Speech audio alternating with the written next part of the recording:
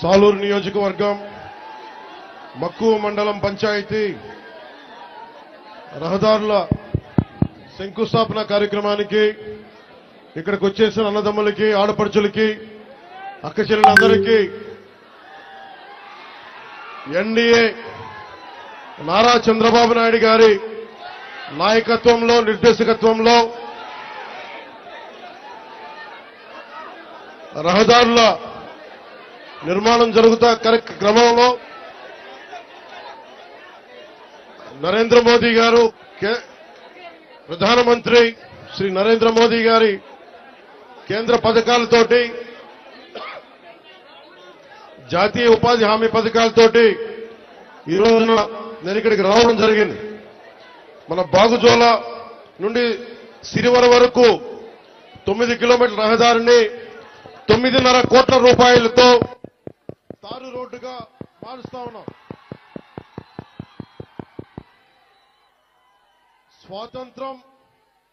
మనకి స్వాతంత్రం వచ్చినప్పటి నుంచి దాదాపు 70 సంవత్సరాల పైన ఈ రోడ్డును మనం వేసుకోలేని పరిస్థితి. నేను మీ దృష్టికి ఈ రోజున నేను అన్ని వదిలి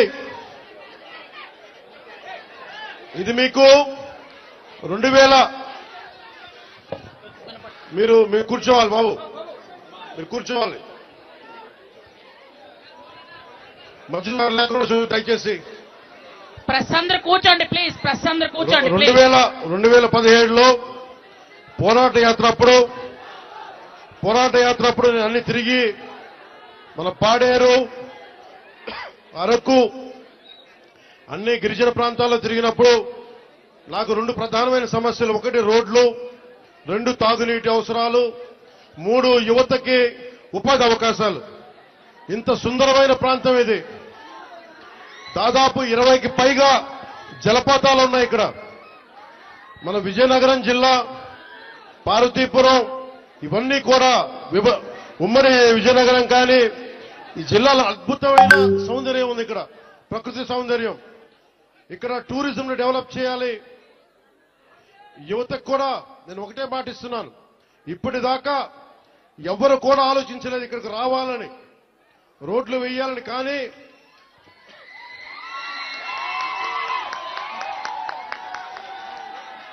గౌరవ ముఖ్యమంత్రి శ్రీ నారా చంద్రబాబు గారి నాయకత్వంలో ఒకటే నేను కోరాను వారిని, 70 సంవత్సరాలుగా రోడ్లు లేవు ఇక్కడ. 70 సంవత్సరాలుగా రోడ్లు లేవు. బాలింతలు రోజు డోలీలో వచ్చే పరిస్థితి ఉంది. డబ్బులు లేవు ఒకవైపు మన దగ్గర. కేంద్ర ప్రభుత్వం 21 నుంచి 22 వరకు 350 కోట్ల రూపాయల చొప్పున కేంద్ర మంత్రివర్గం మన నరేంద్ర మోదీ గారి నాయకత్వంలో 350 కోట్ల రూపాయలు, 670 కోట్ల రూపాయలు వెనుకబడ్డ జిల్లాలకు ఇచ్చారు. గత ప్రభుత్వం ఆధ్వర్యంలో ఆ నిధులు వస్తే ఆ నిధులు ఈ రోజు దాకా దానికి లెక్క పక్క లేకుండా చేశారు. ఈ రోడ్లు వేయడానికి 9.5 కోట్ల రూపాయలు ఖర్చు.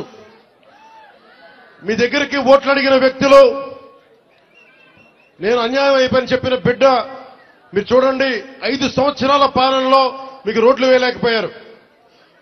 కానీ మేము వచ్చి డబ్బులు లేకపోయినా మన వెనకబడ్డ జిల్లాల కోసం 700 కోట్ల రూపాయలు నిధులు ఇస్తే వాటిని ఖర్చు పెట్టలేదు, దారి మళ్లించేశారు. ఋషికొండ ప్యాలెస్ కి 500 కోట్ల రూపాయలు ఖర్చు పెట్టారు. కానీ ఇక్కడ 9 కోట్లతోటి రోడ్లు వేయలేకపోయారు.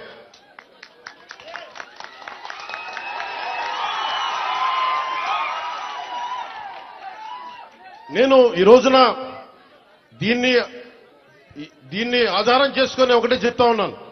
ముఖ్యంగా గిరిజన వర్గ ప్రజలందరికీ, మన్యం ప్రాంతంలో ఉండే ప్రజలందరికీ నేను మీకు నారా చంద్రబాబు నాయుడు గారి ఆధ్వర్యంలో నాయకత్వం నడుస్తున్న ఈ కూటమి ప్రభుత్వం తరపున మనకున్న మంత్రివర్గ సహచరులు కానీ ఎమ్మెల్యేలు కానీ అందరి తరపున నేను మాటిస్తున్నాను. మీకోసం అహిర్నిశలో ఎండనక వాననక పనిచేయడానికి మేము సంసిద్ధంగా ఉన్నాం.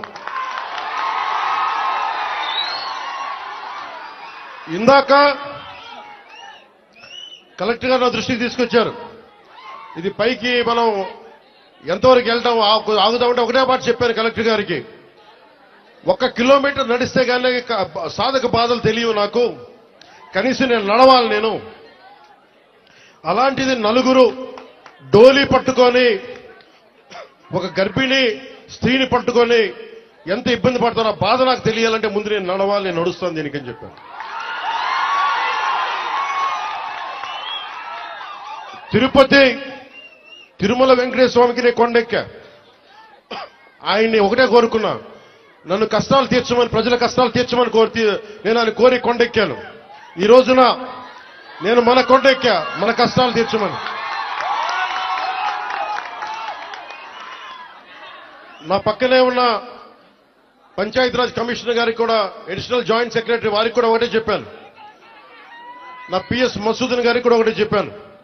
మీరు ఈ రోడ్డు వేసే లోపు ముందు కనీసం ఈ రోడ్డుని రోడ్ రోలర్లు పెట్టి కొంచెం శుభ్రంగా నడిచేలా చేయమని కోరుకుంటున్నా. నేను అది ఆదేశించాను.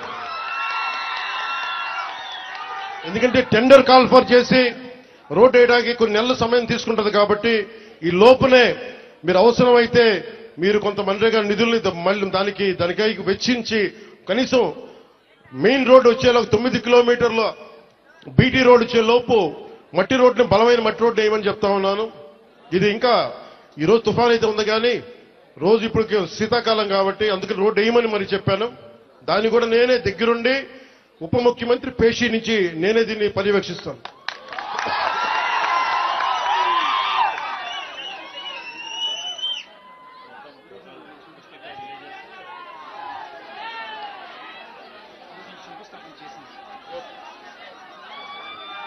నేను మొన్న కొంచెం కూర్చోవాలి మీరందరూ అక్కడ. మొన్న ముఖ్యమంత్రి గారితో గౌరవ ముఖ్యమంత్రి ఒక్క నిమిషం గౌరవ ముఖ్యమంత్రి శ్రీ చంద్రబాబు నాయుడు గారి ఆఫీస్కి వెళ్ళి ఆయన పేషీకి వెళ్ళి ఒకటి తెలియజేశాను.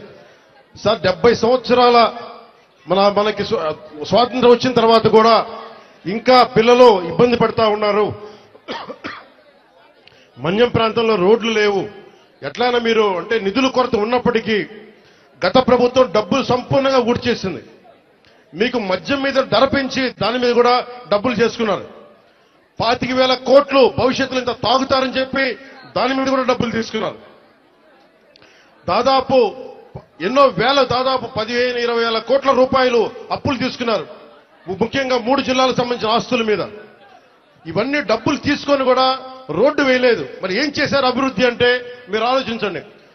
గత కాలంలో ఒక మంత్రి అన్నా వచ్చాడా మీరు చెప్పండి. ఈ రోజున నేను అధికారం రాకముందు ప్రజల్లో ఉన్నాను. అధికారం వచ్చిన తర్వాత కూడా నేను మీకోసమే పనిచేస్తాను.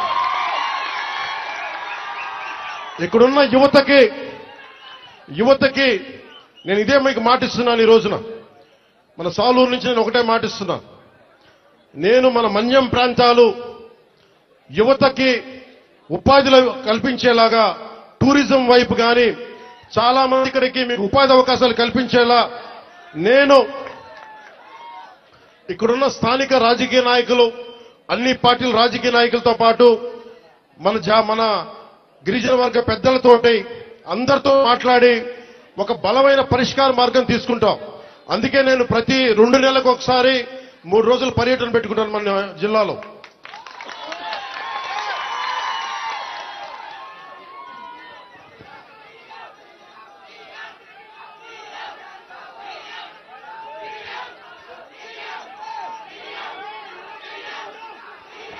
అలాగే మనకి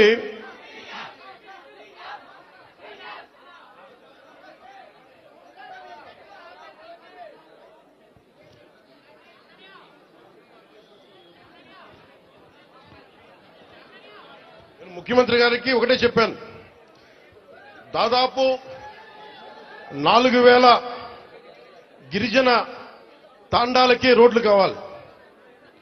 పంచాయతీలు క్రమంగా చూసుకుంటే 400 పంచాయతీలే కానీ గ్రామాలను మట్టుకు దాదాపు 4000 తాండాలున్నాయి. 20 మంది నివసించేయి, 40 మంది నివసించేయి. ప్రతి ఒక్కరికి రోడ్డు వేయడానికి కష్టసాధ్యం కనుక ముందు మనం 3 విడతల చొప్పున అనుకున్నాం. ముఖ్యమంత్రి గారి దృష్టికి తీసుకొచ్చింది, ప్రధానమంత్రి గారి దృష్టికి మేము తీసుకెళ్లబోయేది. ఎక్కువ మంది కనుక మీరు తొందరగా రోడ్లు రావాలి అంటే 20 మంది ఒక చోట కాకుండా కనీసం 200 మంది 300 మంది ఒక చోట మీరు అందరూ ఉండగలిగితే రోడ్లు వెంటనే వచ్చేస్తాయి.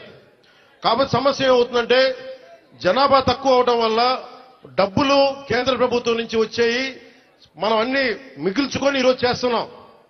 ఈ రోజున మనం నరేగా మీరు ఇలా అరిచి మీ అభివృద్ధి మర్చిపోతున్నారు. మీరు అరిచి సినిమాలు సరదా నిజంగా మనస్ఫూర్తి చెప్తున్నా, మీకు సినిమాలకి రావాలన్నా రోడ్లు ఉండాలి కదా.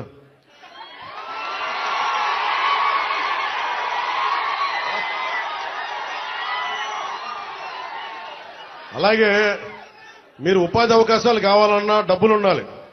డబ్బులు రావాలంటే ఎక్కడి నుంచి చేస్తాం? వెనకాల పెరట్లో చెట్లు కొడితే డబ్బులు వస్తాయా? మనం ఏదో స్కిల్ నేర్చుకోవాలి, ఒక సమర్థత ఉండాలి. దానికోసం మనం సంపూర్ణమైన ప్రయత్నం చేస్తా ఉన్నా. నేను మీకు ఈరోజు మాటిస్తున్నా, నేను 2017లో చెప్పినప్పుడు మాట ఇచ్చాం, వెనక్కి వెళ్ళాం, నిలబడ్డాం. అలాగే ఈ రోజున ఇంకో మాట ఇస్తున్నాం. గౌరవ ముఖ్యమంత్రి నారా చంద్రబాబు నాయుడు గారి తరపు నుంచి కానీ, కూటమి ప్రభుత్వం తరపు నుంచి కానీ, మన మంత్రివర్గ సహచరులు కానీ, ఎమ్మెల్యేల తరపు నుంచి నేను ఒకటే మాటిస్తున్నా. ఇక్కడికి ఈరోజు వచ్చి రోడ్ల కోసమే రాలేదు నేను. మీ కష్టాలు తెలియాలి, మీ బాధలు తెలియాలి. నేనున్నా ఈ రోజున.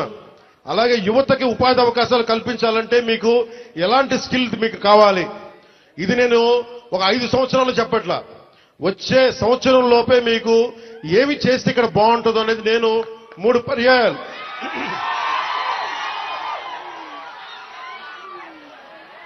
నేను 6 నెలలు అయింది ప్రభుత్వం వచ్చి. ప్రతి 2 నెలలకి నేను మన విజయనగరం జిల్లాలో కానీ, మన పార్వతీపురంలో కానీ, అరకు ప్రాంతాల్లో కానీ, గిరిజన జిల్లాలో కానీ అన్నింట్లో కూడా నేను కనీసం ప్రతి 2 నెలలకి 10 నుంచి 15 రోజులు గిరిజనులతోనే గడపాలి, మన ప్రాంతంలోనే గడపాలని కోరుకున్నాను. ఎందుకంటే మీ అభివృద్ధి నాకు చాలా అవసరం. మీరు ఆనందంతో ఉండాలి. 70 సంవత్సరాల తర్వాత కూడా ఇంకా మీరు మందులకి, ఇంకా మీరు రోడ్లకి, ఇంకా మీరు ఉపాధి అవకాశాలకి బాధపడుతుంటే చలించే వ్యక్తి నేనున్నాం, దానికి స్పందించే వ్యక్తి ముఖ్యమంత్రి గారు ఉన్నారు. మా ఇద్దరి బాధకి మీకు న్యాయం చేయడానికి నరేంద్ర మోదీ గారు ఉన్నారు. మేమందరం మేము ముగ్గురం మీ బాధలను అర్థం చేసుకొని నేను వాళ్ళందరి తరపున క్షేత్రస్థాయిలో మన మంత్రివర్గ సహచరులతోటి ఎమ్మెల్యేల తరపున అందరితోటి కలిసి నేను ప్రతి గ్రామం పర్యటించి కష్టాలు తెలుసుకొని కొంతమంది పెద్దల్ని పిలిచి అవసరమైతే ఎలాంటి అభివృద్ధి ఇక్కడ అద్భుతంగా ఉంది, చూస్తూ ఉంటే చాలా అద్భుతంగా ఉంది. ఉదాహరణకి ఇలాంటి ఇల్లున్న చోట మంచి ఇల్లు చేసి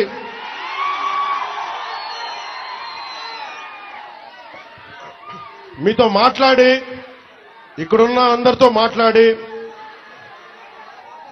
అమ్మా కూర్చోండి, మీరు కొంచెం పక్క రావాలి. ఇలాంటి సుందరమైన ఈ కనిపించే చోట ఇలాంటి కొంత మైదానం ప్రాంతంలో కనిపిస్తే ఇక్కడ పల్లంగా ఉన్న కంటే ఎత్తు పల్లా లేకుండా చదరంగా ఉండే ప్రాంతంలో నిజంగా ఇది హోమ్ స్టే అని అంటాం. అమెరికా లాంటి చోట్ల, విదేశాలు లాంటి చోట్ల ఏం చేస్తారంటే ఇలాంటి చోట్ల ఇలాంటి ఇళ్లలో వచ్చి ఉండేలాగా వాళ్ళకి కావాల్సిందల్లా శుభ్రంగా ఉండాలి. విదేశీయులు వస్తారు, చాలా మంది అడవులుగా అర్థం మనకి అడవుల్లో విహరించడానికి చాలా మంది వస్తారు. మనకి తద్వారా ఉపాధి అవకాశాలు వస్తాయి. మీరు కూర్చోబెట్టి ఈ మనకి పర్యావరణం కోసం పరిశోధించే శాస్త్రవేత్తలు చాలా మంది ఉన్నారు. వాళ్ళందరికీ వచ్చి ఉండాలి అంటే మీరుండే ఇళ్లలోనే. తర్వాత మనకి ప్రకృతికి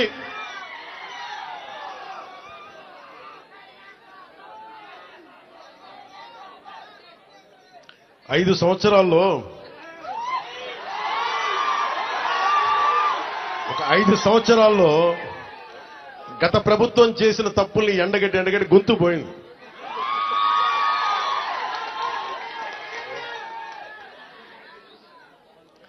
ఈ రోజున నేను మీకు ఒకటే మాటిస్తున్నా, మీకోసం నిరంతరం పనిచేయడానికి నేను ఉన్నాం. ఈ రోజున మన బడ్జెట్ 19 పంచాయతీలకు సంబంధించి ఇలాంటి రోడ్లే దాదాపు 40 కోట్ల రూపాయలతోటి మనం శాంక్షన్ చేశాం. ఇక్కడ పాడేరు, ఇంకొంచెం రంపచోడవరం దగ్గర రోడ్లలో ఇలాంటి పంచాయతీలు పెట్టుకోండి. ఒక్కొక్క సంవత్సరంలో 350 కోట్ల రూపాయల చొప్పున ప్రతి గ్రామం కనెక్ట్ అయ్యేలాగా ఇలాంటి ఇబ్బందులు లేకుండా ఒక ప్రతిపాదనలు తీసుకొచ్చాం. నాకు కావాల్సిందల్లా మీ దగ్గర నుంచి సహకారం కావాలి. మీరు సహకారం ఇస్తారని నేను మనస్ఫూర్తిగా కోరుకుంటా ఉన్నాను. ఎందుకంటే మనం విజయనగరం జిల్లా చూస్తా ఉంటే, ఉమ్మడి విజయనగరం జిల్లా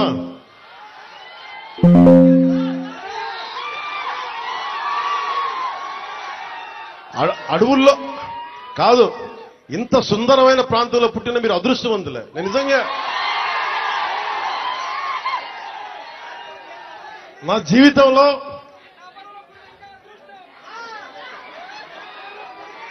జీవితంలో నేనెప్పుడు అసూయపడలా. నాకు ఈర్ష్య ఉండదు. ఎవరైనా నాకైనా విజయం సాధించిన ఎత్తుకు ఎక్కి నాకు ఇబ్బంది ఉండదు. మొట్టమొదటిసారి మిమ్మల్ని చూస్తే నాకు అసూయగా ఉంది. ఇంత చక్కటి ప్రకృతి మధ్య మీరు బతుకుతూ నాకు అసూయ కలిగిస్తా ఉన్నారు. అందుకని మీకు నాకు గుడొద్దు, బడి కావాలి మనందరికీ. ముందు చదువు ఉంటేనే భగవంతుడు గుర్తొస్తాడు, బడి ఉన్న చోట గుడి వస్తుంది. అందుకని నేను మీకు నిరంతరం మీకు అందుబాటులో ఉంటాను. కలెక్టర్ గారికి కూడా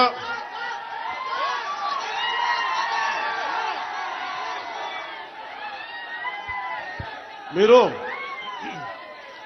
ఇక్కడ ఇంతమంది మీరు అన్నయ్య అంటారు, ఏం చేయరు మీరు. యువత ఇంతమంది ఉన్నారు. ఏంటబ్బా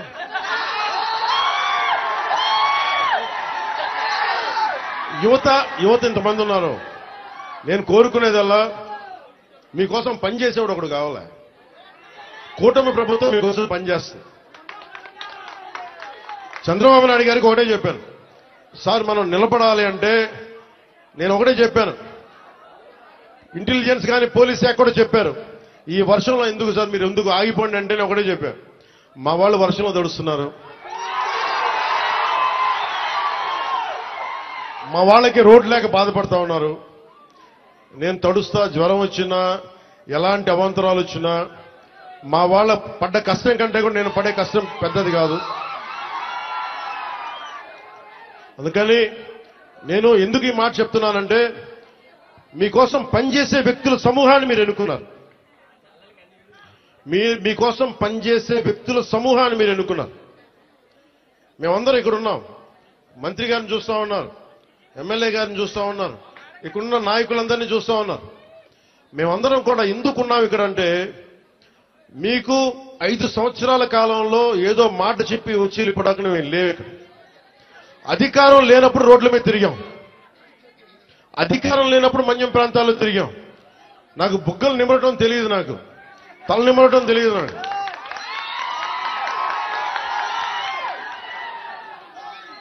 నేను మీ కన్నీళ్లు తుడిచి పారిపోయే వ్యక్తిని కాదు. నేను దూరంగా ఉన్నా, నా రూమ్ లో కూర్చొని ఉన్నా, మీకోసం నిరంతరం పరితపించే వ్యక్తిని. ఒక మాట ఇచ్చాను, నా పేషి కూడా ఒకటే మాట చెప్పా, నేను ఇక్కడే ఉండాలి, 2 నెలలకు ఒకసారి 10 రోజుల చొప్పున నేను మన్యం ప్రాంతం మొత్తం తిరగాలి. నేను ఒక్కొక్క యువకుడికి మాటిస్తున్నాను, ఒక్కొక్క యువతికి మాటిస్తున్నాను, ఒక్కొక్క గిరిజన తల్లులకి మాటిస్తున్నాను, ఒక్కొక్క గిరిజన పెద్దలకి మాటిస్తున్నాను. నేను మీకోసం ఒళ్ళు వంచి పనిచేస్తాం. మీకోసం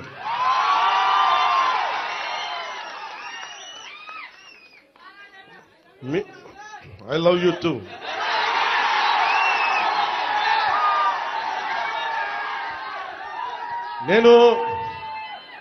నేను మీకు చెప్పినంత ఐ లవ్ యూ నా బిడ్డలకు కూడా చెప్పలేదు నేను. మీరు చూపించే ప్రేమ పవన్ కళ్యాణ్కి అధికారం ఉన్నా లేకపోయినా మీ ప్రేమకి నేను రుణగ్రస్తుడిని. ఏం చేస్తే రుణం తీర్చుకుంటాం. అందుకనే నేను భగవంతుని ఒకటే అడిగా,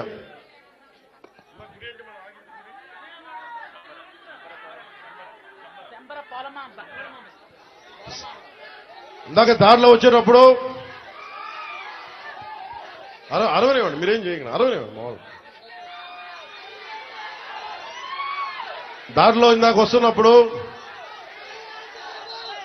కొంచెం దండం పెడతా, ఆగండి. శంబర పోలమామ్మగా తల్లిని అడిగా. శంబర పోలమామ్మ తల్లిని ఒకటి అడిగా, తల్లి మా అడవి బిడ్డల కష్టాలను తీర్చే నాకు శక్తి నీవు. నాకు మా రాష్ట్రంలో డబ్బులు రావాలి.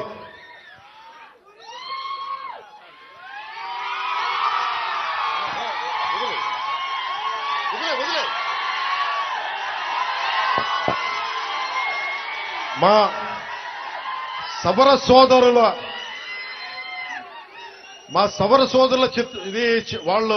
వాళ్ళ పెయింటింగ్స్ ని కానీ వాళ్ళ చిత్రాలని కానీ నేను అమిత్ షా గారికి ఇచ్చాను.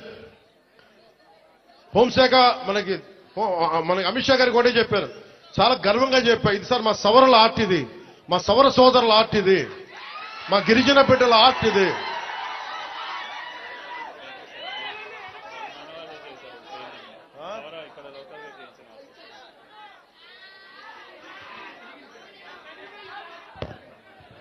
నాకు దీంట్లో ఎంత అందంగా అనిపిస్తుంటే, చాలా మంది విదేశీయులు మీనకు సరిగ్గా 6 నెలల సమయం నాకు 6 నెలల సమయంలో ఇక్కడున్న మీకున్న లోపల శక్తి సమర్థత కానీ మన సౌర సోదరుల ఆర్ట్ కానీ టూరిజం కానీ అన్నిటినీ కూడా మీకు ఒక ప్రణాళిక చేసి 27 లోపు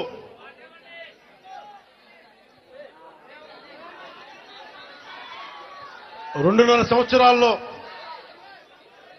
సంవత్సరాల్లో నేను ఇక్కడ అభివృద్ధి చేసి చూపిస్తాం. ఇక్కడ ముఖ్యమంత్రి గారి ఆధ్వర్యంలో, ప్రధానమంత్రి గారి నిర్దేశకత్వంలో నేను కానీ మా మంత్రివర్గ సహచరులు కానీ మీకోసం ఒక కూలీలా పనిచేస్తాం, మీకోసం తిరుగుతాం.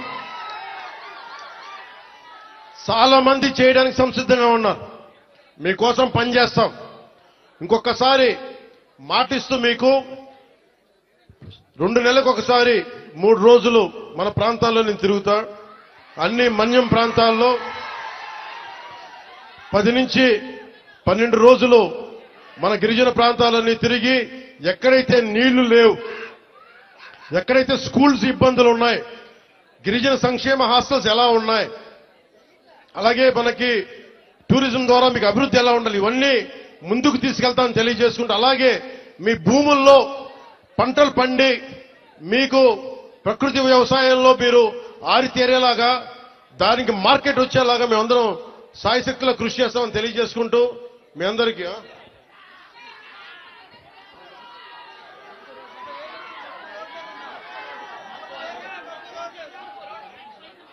ఇవన్నీ మీరు దారి పొడవుతా నాకు మీరందరూ రకరకాల వినతులు ఇచ్చారు, వినతి పత్రాలు ఇచ్చారు. రోడ్లు ఉన్నాయి, అలాగే అక్కడ క్వారీ కూడా తవ్వుతున్నాం, క్వారీ కూడా తవ్వుతున్నారు, క్వారీలు కూడా అడ్డగోలుగా ఉన్నాయంటే అవి కూడా చేద్దాం. నాకు కావాల్సిందల్లా ఇక్కడున్న యువతలో మీరందరూ కూడా, మీరు ఏ జాతికి చెందిన వాళ్ళైనా నాకు అనవసరం, కొత్త నాయకత్వం మీ నుంచి పుట్టాలి. మీరు నేను కులం కానీ మతం కానీ ప్రాంతం కానీ చూడాల, మానవత్వాన్ని చూస్తాం. అంటే డోలీల్లో గర్భస్రావమై బిడ్డను కోల్పోయిన తల్లి నా అక్క నా చెల్లిని చూడాల, నాతో నా రక్తం పంచుకు పుట్టకపోవచ్చు, కానీ చనిపోతే నా ఇంట్లో నా అక్కో నా బిడ్డ చనిపోతే ఎంత బాధపడ్డాను అంత బాధపడ్డాను. అందుకొచ్చాను ఈ రోజు ఇక్కడికి. నేను కోరుకుంటున్నాను ఒకటే, నేను ఒక నిమిషం విను.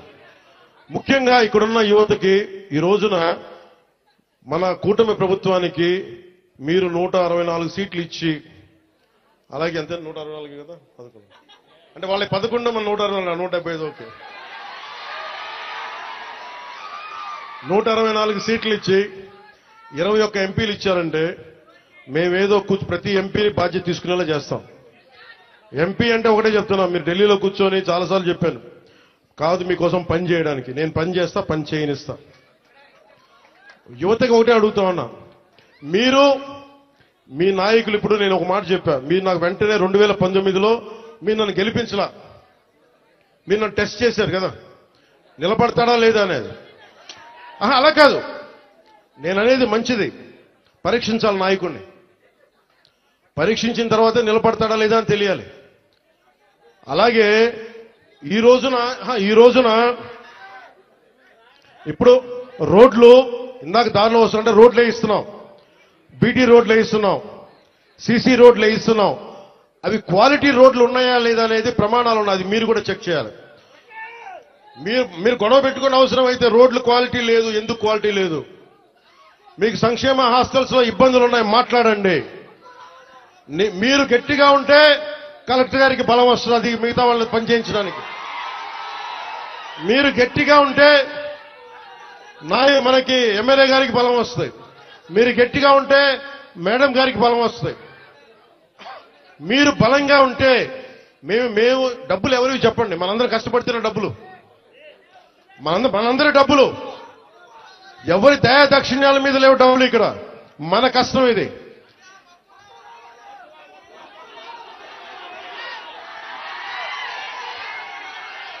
అందుకని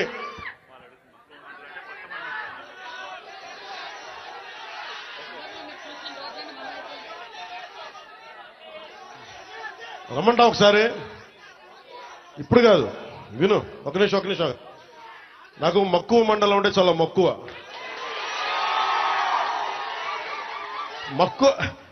మండలం కాదు, అన్ని మండలాలు తిరుగుతారు. ఒక రోజులో అన్ని సాధ్యం కాదు కాబట్టి మీరు నాకు వదలండి. ఆ రోజు మా జయకృష్ణ గారి కోసం వచ్చినప్పుడు మొత్తం వచ్చారు కదా, నేను మర్చిపోతాను ఆ రోజున.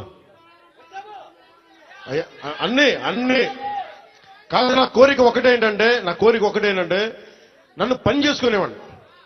మీరు నా మీద పడిపోతే రోడ్డు వేసారు, ఇందాక అడుగుతా ఉన్నా, రోడ్డు వేద్దామంటే కనిపించలేరు, మీ అందరికి దండం పెడతాను బాబు, నాకు రోడ్డు చూడండి ఇవ్వండి. ఓజీ అంట, లేదంటే అన్న ఇదివరకు సీఎం అనే వాళ్ళు ఇంకా పోలా, డిప్యూటీ సీఎం గారు సరిపోతాను, ఆనందించాను. ఇంకా అవి కాకుండా నేను అనేది ఏంటంటే, యువతకు కానీ, ఆడపడుచులకు కానీ, పెద్దలకు కానీ, నేను వచ్చి మీకు నన్ను పని చేస్తే మీ భవిష్యత్తుకి మంచిది. నన్ను చుట్టుముట్టారనుకో, నేను పని చేయాలి కదా.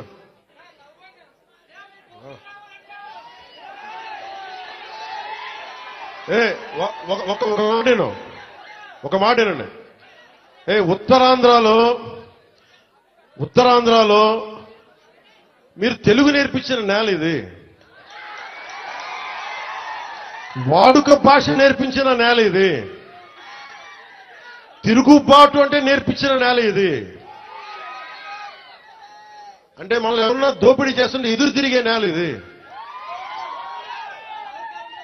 మీరు ఈరోజు ఏమైపోయారంటే, మీరు సినిమాల మోజులో పడిపోయి మీరు పోస్టర్లు పెట్టి ఓజీ లేదంటే మిగతా హీరోలకి జైజీలు కొట్టి ఇవన్నీ కొట్టండి. కానీ మీరు గనక మీ జీవితంలో బాధ్యత తీసుకోకపోతే ముందుకెళ్లారు. మీరు మాట్లాడితే అన్నా మీసం తిప్పు అంట. నేను